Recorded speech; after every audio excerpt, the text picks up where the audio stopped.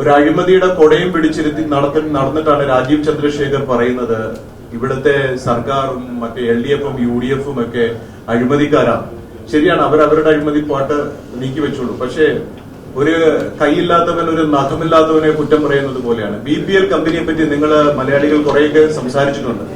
പക്ഷെ അതിന്റെ എത്ര കോടി രൂപയുടെ ഇൻട്രസ്റ്റ് ആണ് ഇവർ വേവർ ചെയ്യിപ്പിച്ചതെന്നറിയും. ആ സമയത്ത് ബാങ്കിന് ICICI ബാങ്കാണ്. നിങ്ങൾ അന്വേഷിക്കാതെ പോകരുത്. ഇതൊരു വളരെ ക്രൂഷ്യൽ സിറ്റുവേഷൻ ആണ്. കാരണം BJP എന്ന് പറയുന്നത് സ്മാർട്ട് ഗെയിം കളിക്കുന്നവരാണ്. അവർ ഹാർഡ് വർക്കേഴ്സ് അല്ല. മണ്ണിച്ചാരി നിന്നവൻ പെണ്ണും കൊണ്ടുപോയെന്ന് പറയുന്നതാണ് BJPയുടെ രാഷ്ട്രീയം. അധ്വാനിക്കുന്നവർക്കൊന്നും അവിടെ പ്രസക്തിയില്ല.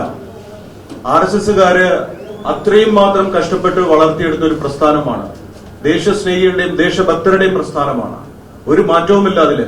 നരേന്ദ്രമോദി ചെയ്ത നന്മകളൊന്നും അല്ലെങ്കിൽ അദ്ദേഹം ചെയ്ത മാറ്റങ്ങളും ഒന്നും കേരളത്തിൽ എത്തിയിട്ടില്ല, കേരളത്തിൽ എത്തുകയില്ല. ഇവര് പറയുന്നത് ഒരു ഭരണം കിട്ടിക്കഴിഞ്ഞാൽ ഇവര് മാറുമെന്ന്. കഴിവുള്ളവന് ഭരണം വേണ്ട. കല്യാണം കഴിച്ച് മാരേജ് സർട്ടിഫിക്കറ്റ് ഉണ്ടെങ്കിലേ ഒരു കുട്ടി ഉണ്ടാക്കാൻ പറ്റുള്ളൂ എന്നുണ്ടോ? ഇല്ലല്ലോ. മനസ്സുണ്ടെങ്കിൽ കുട്ടി ഉണ്ടാവും.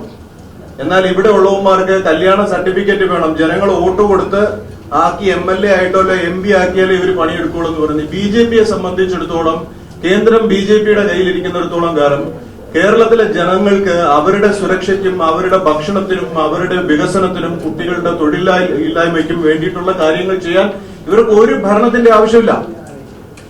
ജനങ്ങൾ ചുമ്മാ മോദി മോദി എന്നൊരു മോദിയുടെ പടവും സംഘത്തിന്റെ പേരും പറഞ്ഞുകൊണ്ടാണ് ഇവർ ഈ ആൾക്കാരുടെ ഇടയിൽ പോകുന്നത്. എന്നാൽ ഇനി നമ്മളൊരു പോയിന്റിലേക്ക് വരണം.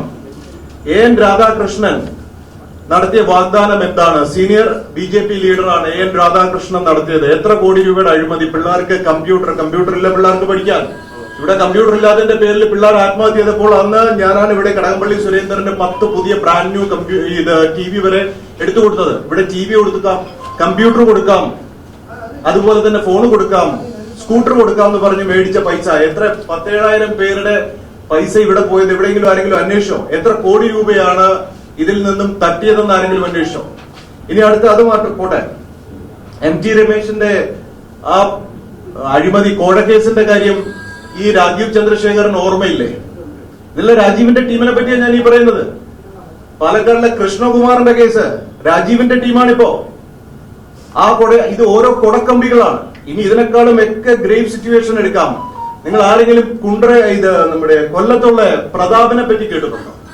Have you ever heard about that name? Pratap, doctor Pratap, cardiologist. അയാളെ പറ്റി ജസ്റ്റ് ഡോക്ടർ പ്രതാപ് കുമാർ എന്ന് നിങ്ങൾ ജെമിനിയിലോ ഗൂഗിളിലോ അടിക്കുക. ഞാൻ നിങ്ങൾക്ക് കാണിച്ചു തരാണ്.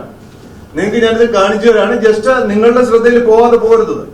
മെഡിക്കൽ ഫ്രോഡ് ആൻഡ് ഫോർജറി എവിടെയാ?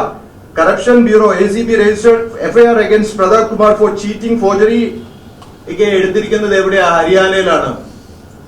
BJP തന്നെ യഥാർത്ഥത്തിൽ ഇവർക്കെതിരെ ആക്ഷൻ എടുക്കുമ്പോൾ ഇവിടെ ഇവർക്ക് നിയമസഭയിൽ മത്സരിക്കാൻ ചാൻസ് കൊടുക്കുകയാണ്. അടുത്ത case reuse of single use equipment. ഒരിക്കൽ മാത്രം ഉപയോഗിക്കാൻ പറ്റുന്ന സാധനങ്ങളെ റീയൂസ് ചെയ്തു. സെന്റും കാര്യങ്ങളും ഒക്കെ വീണ്ടും കഴുകി മറ്റേ വെയിലത്തിട്ട് ഉണക്കി തുടച്ചു വാരിയെടുത്ത് ആൾക്കാരുടെ ചങ്കി കീറി കുത്തി കെട്ടിവിടുന്നതാണോ ധർമ്മം? ആണോ? രാജീവിന്റെ ആൾക്കാരുടെ ക്വാളിറ്റിയായി പറയണത് ജനം അറിയണത്.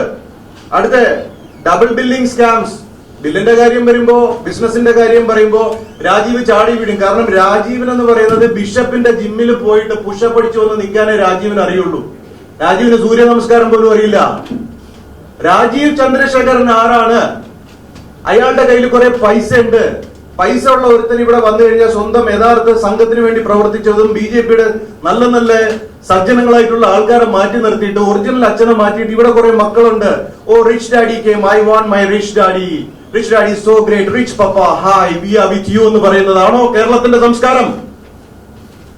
അദ്ദേഹം ആരാന്നാണ് അദ്ദേഹത്തിന്റെ ചിന്ത? അദ്ദേഹത്തിന്റെ അഴിമതികളെ പറ്റി BJPയിൽ എന്ത് സംഭവിച്ചു, അല്ല BPL എന്ത് സംഭവിച്ചു എന്ന് മനസ്സിലാക്കണം. 3 അക്ഷരമുള്ള BJPയിലും 3 അക്ഷരമുള്ള BPL-ലും അതുപോലെ ഇതിനു മുമ്പുണ്ടായിരുന്ന JDS 3 അക്ഷരമേ ഉള്ളൂ. 3 അക്ഷരത്തിലുള്ള എവിടെ അദ്ദേഹം ചാടി കയറും അത് 3G ആവും. 3G ആവും. മലയാളിക്ക് ഓഫർ കൊടുത്താൽ മലയാളി ചാടി വീഴും. ഇവിടെ നല്ല നേതാക്കളില്ലേ?